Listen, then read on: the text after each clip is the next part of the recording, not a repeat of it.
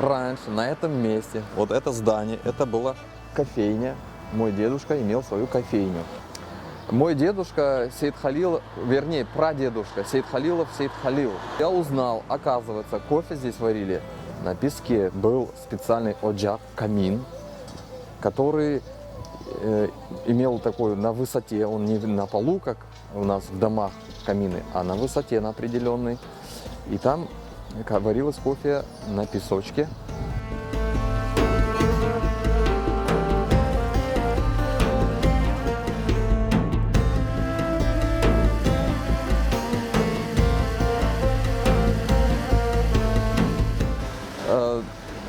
Был чебурек даул, в таком сосуде он ходил и разносил, продавал чебуреки.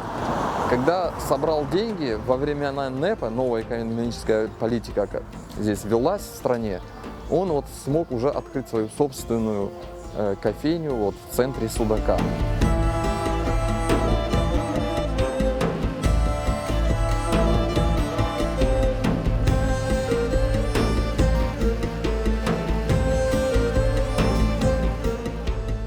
Я узнал, конечно же, рецепт, как дедушка варил кофе. Очень простой. В джезве он клал по вкусу, добавлял вот кофе, сверху заливал холодной водой. Вот. Только пенка поднималась, он убирал. Все, кофе готов.